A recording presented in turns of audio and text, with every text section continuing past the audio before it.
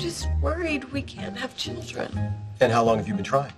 6 days. How I Met Your Mother is full of gimmicks in the construction of its story and episodes. One of my favorites, as well as one of the most famous, is that of a countdown. Without ever disrupting the narrative flow, it slowly accompanies us, keeping us in suspense toward what we know will be bad news.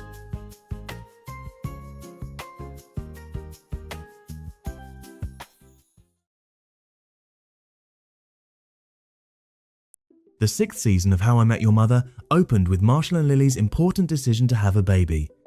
After 3 years in which we explored their couple dynamics only tangentially and inconsistently, this entire season frequently focuses on this fundamental step, showing us regular discussions about it. Everything culminates in the 12th episode, False Positive, in which a pregnancy test, initially positive, turns out to be exactly that, a false positive. You're not pregnant. Well, that did it. After a few days of panic, during which the two realize they weren't even ready to have a child, Ted steps in and reassures them that they are going to be great parents. The episode concludes with Marshall and Lily realizing they are genuinely ready, and they decide to keep trying. This premise serves to remind us where we are in the story when we start the next episode. Marshall and Lily have been trying to have a baby for a while, and sooner or later, we assume, because that's how sitcoms work, they will succeed. After Christmas, both inside and outside the show, as there is an actual 1-month broadcast hiatus between the 2 episodes, we find ourselves in a doctor's office where Lily voices her concerns. The doctor refers her to an endocrinologist to investigate the problem, and she goes to see him. Beyond the amusing idea of casting a Barney doppelganger as a fertility doctor, an even slightly attentive viewer's eye should be drawn to the numbers. From the very first shot of the episode, a number is placed in plain sight, and, as the episode proceeds normally, numbers keep appearing, one after another, in descending order. Down to 0 when time runs out and we are given bad news. Yes, because that is the title of the episode, Bad News. Not an encouraging title, certainly. Especially because, if we've been paying attention, we can easily put 2 and 2 together. Marshall and Lily are trying to find out if they can have a baby, and the episode is called Bad News. Bad news, Lily might be infertile.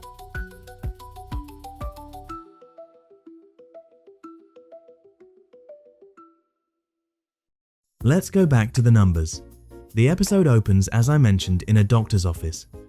Looking at that first shot, a 50 can be easily spotted. The number stands out, uncovered by anything or anyone, in the center of the frame, which is the very first of the episode, written in a bold, fiery red. What's more, after a couple of camera cuts, returning to the wide shot, we notice that the 50 has become a 49. If a 50 already made no sense standing out in the middle of a medical office, the moment we see the number magically transform, dropping by 1 digit, our curiosity is definitively sparked. And indeed, attentive as we are, shortly after, we manage to spot a 48 printed on the label of the ketchup bottle Marshall is pouring.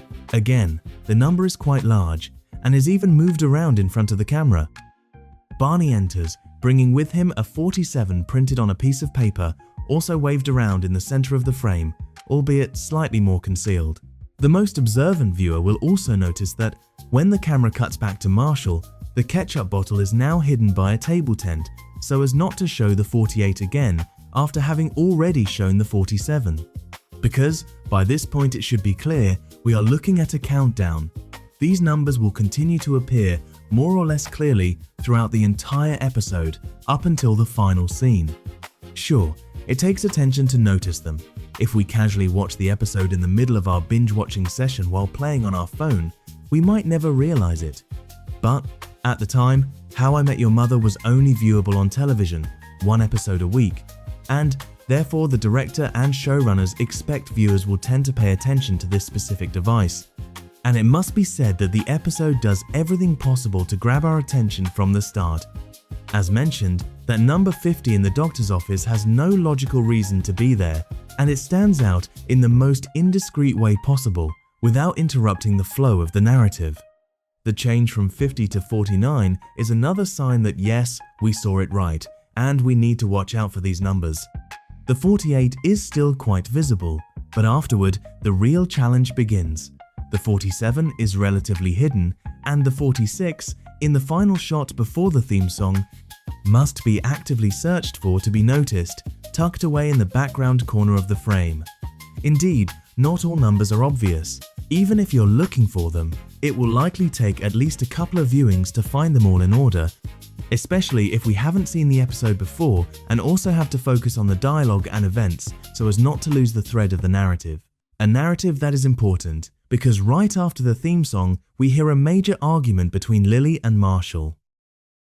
In the 5th season, the two had agreed not to even try having kids before finding all 5 of the group's doppelgangers.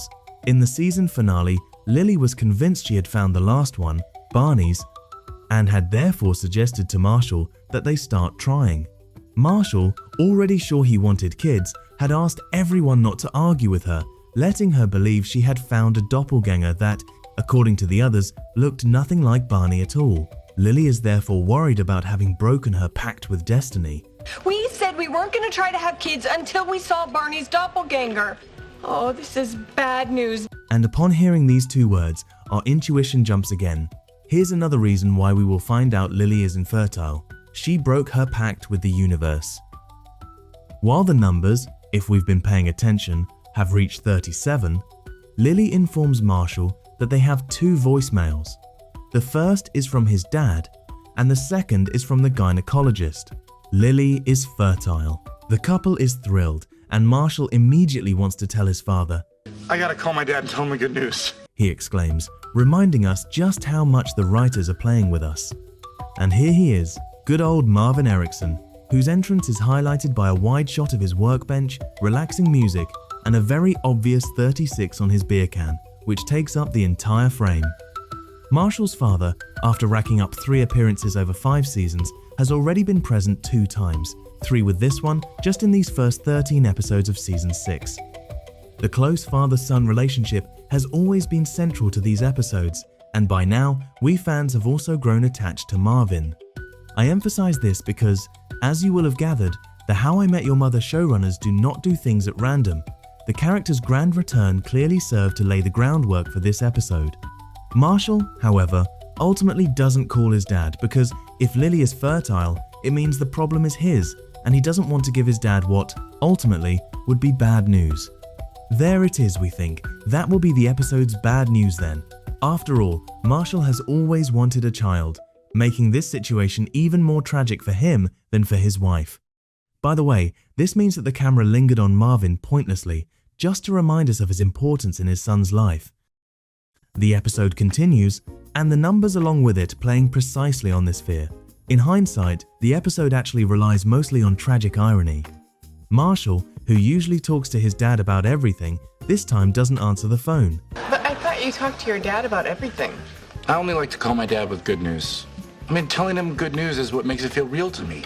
But the news that I might not be able to give him a grandchild, I don't even know how to have that conversation. Nevertheless, Marshall's parents show up at his house anyway, right when he doesn't want to tell them the truth, so Lily does it for him. Narrator Ted points out that, to this day, Marshall is still grateful to Lily for doing that. Kids, to this day, your Uncle Marshall is thankful for what Lily said next. The scene ends with Marshall's parents comforting him before heading back to Minnesota. And we brace ourselves for the bad news that, by now, we are certain is coming. Also, because a very obvious sticker with the number 10 on Robin's jacket reminds us that, as already noted by the doctor regarding the clinic's closing time, time is running out. Clock is ticking. Meanwhile, Robin's subplot has just wrapped up, but there are still 3 minutes left, and the bad news hasn't arrived yet. We go back to the doctor's office, where the doctor is holding a folder in the center of the frame with a giant number 9 on it, telling us he has bad news. Judging from the results of your test, it is very unlikely that you'll be able to father a child. But this episode loves to mess with us because that doctor isn't Barney's doppelganger. This time it's actually Barney, who is soon kicked out by the real doctor, exiting through the office door marked with an 8. The real doctor informs us that the results are excellent, and Marshall celebrates at McLaren's with a bottle labeled 7. In another stroke of genius, the real doctor picks up the folder Barney had left in the office, flipping the original number upside down to show us a 6, this one also in plain sight. At this point, even an inattentive viewer should have noticed the numbers. The ones on the folder, especially, are extremely obvious. And at this point, what happens must be watched all the way through at the pace dictated by the episode, because what is about to happen is processed subconsciously by our brains. The following lines attempt to put into words what, without stopping for a second and obeying the narrative's rhythm, our mind unconsciously processes while watching this final scene. Our euphoria mixes with Marshall's, who high-fives Barney at the pub. The excitement, however, is short-lived. The countdown is almost over, and ultimately, the bad news promised by the episode's title still hasn't happened. There are still a couple of minutes left. For those paying attention, the nervousness is sky high. We are waiting for something that we know is about to happen, and we know it will be bad news. But even those who missed the game up to this point can't help but notice the numbers, more glaring than ever, and the unresolved tension in the editing and music, despite there having only been good news so far. With one final tragically ironic touch, Marshall reassures himself to the doctor. I was expecting bad news. I really was. Behind him, a giant 4 reminds us that we are still expecting bad news indeed, and it's about to arrive. No more dialogue, just the cheerful yet tense soundtrack accompanying Marshall outside of McLaren's, which is open until 3 o'clock as he calls his dad. The director cuts to a tight shot of Marvin's workbench, which we had already seen at the beginning of the episode. But this time the phone rings unanswered. A 2, the only number on a clock. A clock, because time is now up. If we stopped here for a moment to catch our breath, it wouldn't take a genius to connect the dots, but at this point, the episode doesn't stop. It leaves us with this horrible feeling that something is deeply wrong, something is off, something is about to happen, something that will be bad. But it presses on without giving us time to think. It's just a feeling, a chill, but nothing has happened yet. Yet, we are certain something is about to happen. Something terrible. Because that tight shot of Marvin's workbench widens while the phone continues to ring unanswered. And the phone rings unanswered because Marvin isn't there. A taxi pulls up in front of Marshall, and the number 1 lights up on its roof. Lily gets out, but when the camera cuts to her, we discover she is not at all euphoric like her husband. Something's happened. Your father, he had a heart attack. He didn't make it. There it is, the bad news, giving us no time to breathe, suddenly resolving the tension that had built up, while simultaneously destroying the excitement from all the previous good news. The parking meter displays expired in red, because time now is up. My dad said? Time's up, in every sense. We're ready for this. Marshall had said in the previous episode, but I'm not ready for this.